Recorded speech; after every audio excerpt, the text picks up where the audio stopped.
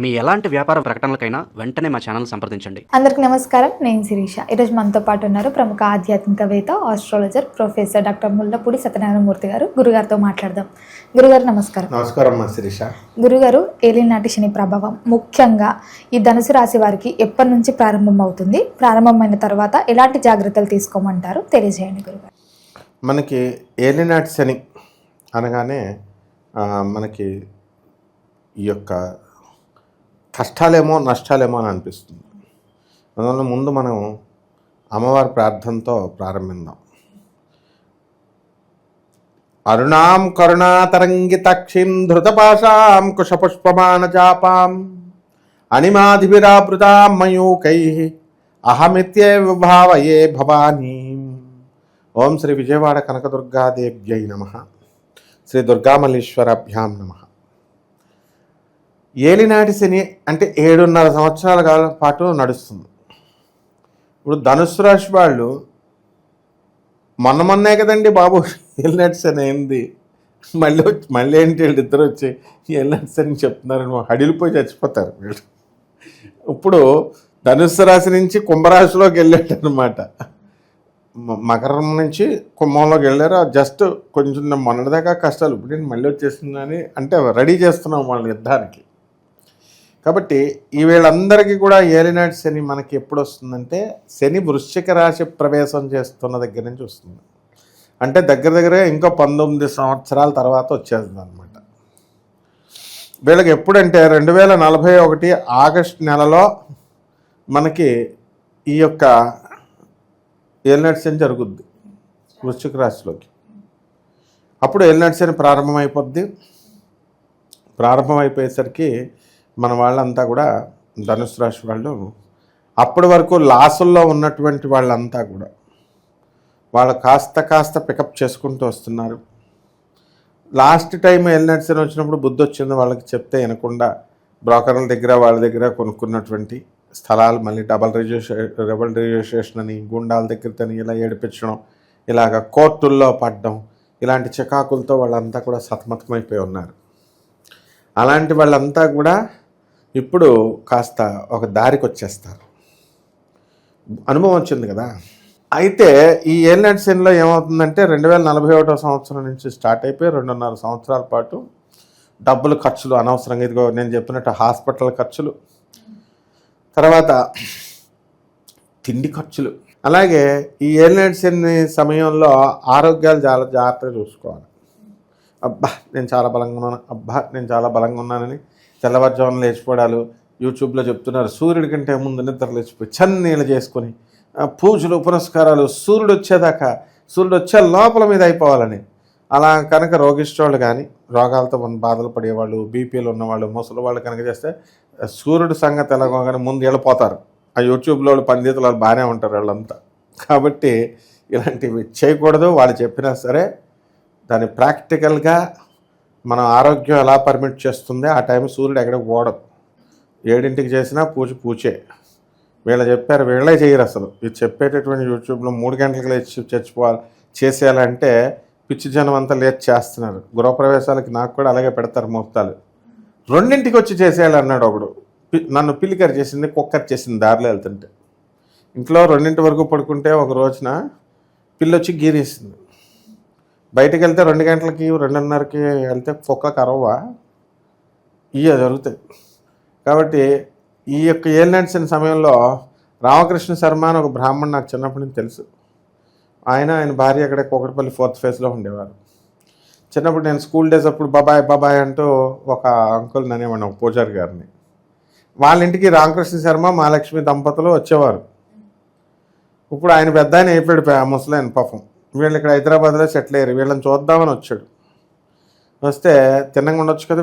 వీళ్ళ గృహప్రవేశాలకు వెళ్ళేవాళ్ళు. ఏదో గృహప్రవేశం ఆర్డర్ వచ్చింది, నువ్వు కూడా వస్తే బాగుంటుంది అంటే ముహూర్తం ఎన్నింటికంటే తెల్లవారుజాము 3ంటికంటే నేను అన్నాను వెళ్ళొద్దు, తెల్లవారుజాము ముహూర్తాలు రద్దు, 2 గంటలకి 3 గంటలకి. ఈ పంతుళ్ళకి తిన్నంగా లేకుండా పెడతారు. అవన్నీ మ్యాజిక్స్ చేస్తారు. అంటే ఆ టైంలో చేసేస్తే ఏదో బ్రహ్మదేవుడు వచ్చేస్తాడు, వరాలు ఇచ్చేస్తాడు అన్నట్టు. వెళ్ళొద్దంటే వెళ్ళాడు ఆయన. బైక్ మీద ఇద్దరు కలిసి వెళ్ళారు.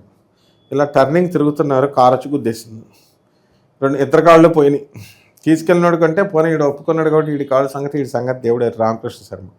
మా బాబాయ్ అనేవాడిని, నేను హాస్పిటల్లో ఉన్నాడు కదా అని చిన్నప్పటి నుంచి మమ్మల్ని చూసుకున్నాడు కదా, ముద్దుగా అనుకుని వెళితే తాడు కట్టేలాగా పైకి ఎలాడదీస్తున్నారు. ఒరే సత్యనారాయణ, నువ్వు చెప్పినా వెళ్ళాను రా, వీడు తీసుకెళ్ళాడు నన్ను, ఏదో 4,000 వస్తాయి కదా అని వెళ్ళాను, ఇదిగో కాలు ఫ్రాక్చర్ అయిందిరా, మొత్తం ఎవడ పెట్టాడు, వీడే పెట్టాడు రా, ఇది దొంగమండా కొడుకు అన్నాడు. అలాగా మనము తెల్లవారుజాములు అర్ధరాత్రి ముహూర్తాలు బ్రాహ్మణులు పెట్టేటటువంటి మ్యాజిక్లు ఇవి. వాళ్ళకి ఖాళీ లేకపోతే పెట్టేస్తారు. వాళ్ళే ఆ ఎల్నట్స్ అని అనమాట, శనిగాళ్ళు అంటారు వాళ్ళని. ఇలాంటి ముహూర్తాలు పెట్టేవాళ్ళు, ఆ బ్రాహ్మణులు అందరినీ కాదు. ఇక్కడ కరెక్షన్ చూసుకోవాలి జనం. మళ్ళీ కరోనా టైంలో మొత్తం కోవటందరూ చచ్చిపోయారు ఇంచుమించు, చాలామంది పాప, ఎక్కువ మంది వాళ్ళే చచ్చిపోయారు. ఎందుకంటే బజ్జీలు తినేవారంటే తొందరగా అటాక్ అయిపోయింది. ఆ బజ్జీల వల్ల వచ్చింది గొడవ ఇదంతా. సో ఆ రకంగా వాళ్ళు తిన్న బజ్జీల సంగతి దేవుడు ఎరుగు. 45 లక్షలు కట్టి పోనీ ఆడన్నా బతికారంటే పైకి పోయారు అంతా.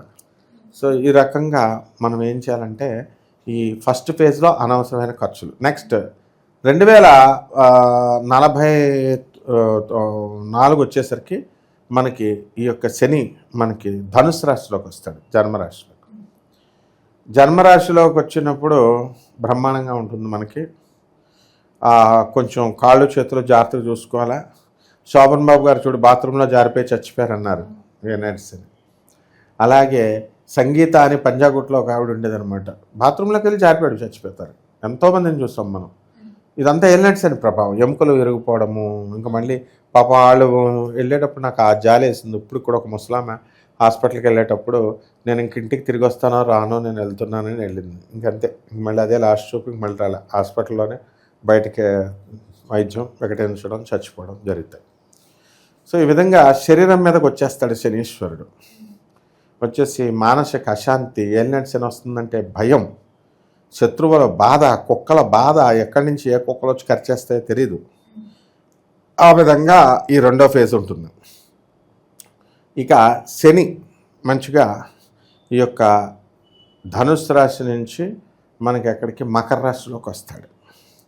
ఆ మకర రాశిలోకి అంటే ఇంకో 2.5 ఏళ్ళు కలపాలి. 2046 సంవత్సరాలకి మనం అక్కడికి వచ్చేసరికి ఏమవుతుందండి, ఈ యొక్క ఏలినాటి శనికి బ్రహ్మాండంగా మనకి అటాక్ చేసి పడేస్తుంది వీళ్ళని.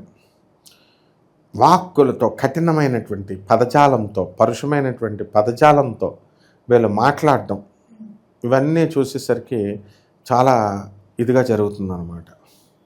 కాబట్టి ఈ రాశి వారికి అందరికీ కూడా మనము బంధువులంతా దూరమైపోవడం, స్నేహితులంతా దూరమైపోవడం, ఇలాంటివన్నీ జరుగుతూ ఉంటాయి. ఈ రాశి వారికి మామూలుగా దైవ ఆరాధన అనేటటువంటిది ఎక్కువగా ఏర్పడుతుంది.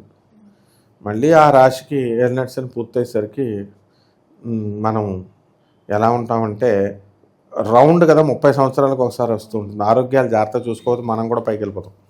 అందువల్ల నెక్స్ట్ ఆ సంవత్సరం ఆ రాశి వచ్చేసరి నువ్వు ఉంటావు, మేము పైకి వెళ్ళిపోతాం, నువ్వు కూడా పెద్ద అని అయిపోతావు అనమాట. అందుకని ఎప్పుడు ఏలినాట్స్ అన్ని ఇప్పుడే మనం భూతత్వంలో ఉండి చూపిస్తున్నాం అందరికీ. నాయనలారా జాగ్రత్త, ఒక 20 సంవత్సరాల తర్వాత ఆదిత్య 369 సినిమాలాగా, వారణాసి సినిమాలాగా ముందుకు తీసుకెళ్తున్నాం టైంని. ఈ విధంగా కొన్ని పరిహారాలు చేసుకుంటే బాగుంటుంది. గురుగారు పరిహారాలు అన్నారు కాబట్టి ముఖ్యంగా ఎలాంటి పరిహారాలు చేసుకోవచ్చు అంటారు? ఏ దైవాన్ని పూజించాలి? ఈ ఎల్నట్స్ అని జరుగుతున్నప్పుడు మిగతా దైవాలను పూజ చేస్తే శనీశ్వరుడు తంతాడు మనల్ని. ఆయన్నే చెయ్యాలి. ఆయన డిజిగ్నేట్ చేసినటువంటి, ఆయన నామినేట్ చేసిన దేవుళ్ళనే చేయాలి. మిగతా దేవుళ్ళని చేస్తే ఒప్పుకోడాను. ఎవరు ఆయన డిజిగ్నేట్ చేసిన వాడు? ఆంజనేయ స్వామి శనీశ్వరుడు యొక్క తాట తీసేశాడు ఎల్నట్స్ శనిలో. శ్రీ వెంకటేశ్వర స్వామి కూడా ఎల్నట్స్ శనీశ్వరుడు యొక్క తాట తీసేశాడు. వీళ్ళిద్దరే గెలిచారు ఆయన. తర్వాత వినాయకుడు ఒకడు మొప్పతప్పలు పెట్టాడు. ఈ ముగ్గురిని డెసిగ్నేట్ చేశాడు మనవాడు. మిగతా దేవతలందరినీ కూడా అందరితో వెళ్ళిపోయి పెద్ద పోటుగాళ్ళలాగా వెళ్ళిపోయి ఇద్దరు చేసేసి శనీశ్వరుడు విష్ణుమూర్తిలోకి వెళ్ళి కాళ్ళెర కొట్టించుకొని వచ్చేసాడు. శనీశ్వరుడు ఏం తక్కువడేం కాదు, కానీ జగద్గురు ఆయన. అంటే న్యాయదేవత, మనకి న్యాయాలు నేర్పిస్తాడు, ధర్మంగా ఉండమంటాడు. కాబట్టి ఆయనకే చేయాలి మనం. శని జపం చేసుకోవాలి, శని స్తోత్రాలు చదవాలి. శనికి కిలోంపావు నల్ల నువ్వుల్ని, నల్లని వస్త్రాలని పేద బ్రాహ్మణులకి శనివారం నాడు ఉదయం 8 గంటలకి దానం చేసుకోవాలా. దశమహావిద్యల్లో ఒకటైనటువంటి మహాకాళి అమ్మవారిని ఆ తర్వాత ఈ యొక్క తారాదేవి అమ్మవారిని ఇద్దరిని కలిపి మనం పూజ చేసుకోవాలా, మంత్ర జపాన్ని చేసుకోవాలా, శనీశ్వరుడికి నువ్వుల నూనెతో అభిషేకం చేసుకోవాలా. అలాగే చక్కగా ఈ యొక్క పేదవారికి, అనాథలకి, వికలాంగులకి, సాధువులకి దాన ధర్మాలు చేసుకోవాలి. ఈ విధంగా చేసుకుంటే బ్రహ్మాండంగా ఉంటుంది. గురుగారు, ఓవరాల్గా ధనుసు రాశి వారికి ఏలినాటి శని ప్రభావం ఎప్పుడు ప్రారంభమవుతుంది, ఎలాంటి జాగ్రత్తలు తీసుకోవాలి తెలియజేసినందుకు ధన్యవాదాలు. ధన్యవాదాలు.